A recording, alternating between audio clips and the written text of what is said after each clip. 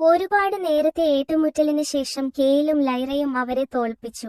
അവർ കൊള്ളയടിച്ച മുതലുകൾ കണ്ടുപിടിച്ച് കൊട്ടാരത്തിലേക്ക് മടങ്ങി. കൊള്ളക്കാരെ ബന്ദിക്കലാക്കിയ സന്തോഷത്തിൽ രാജാവ് എല്ലാവർക്കും അത്താഴ വിരുന്നൊരുക്കി. കുറച്ചുനേരം കഴിഞ്ഞപ്പോൾ എല്ലാരും മയക്കത്തിൽ വീണു. ആ സമയം ലൈറ കൊള്ളക്കാരുടെ തടവറയിലേക്ക് പോയി.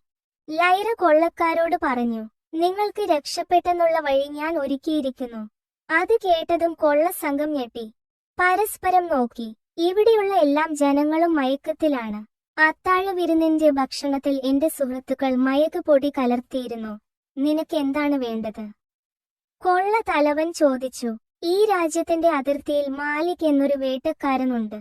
അയാളുടെ അടുത്ത് പല രാജ്യങ്ങളിൽ നിന്നും കവർന്ന നിധികളുണ്ട്.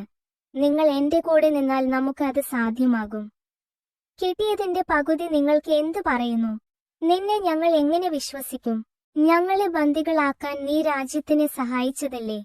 അതിന് ലൈറ ചിരിച്ചുകൊണ്ട് മറുപടി പറഞ്ഞു. നിങ്ങളെ കണ്ടുപിടിക്കാൻ എനിക്ക് വേറെ മാർഗമില്ലായിരുന്നു. മാത്രവുമല്ല, മാലിക്കിന്റെ കോട്ടയിലേക്കുള്ള വഴി കണ്ടുപിടിക്കണമെങ്കിൽ ഇവിടുത്തെ ഭൂപടം വേണമായിരുന്നു.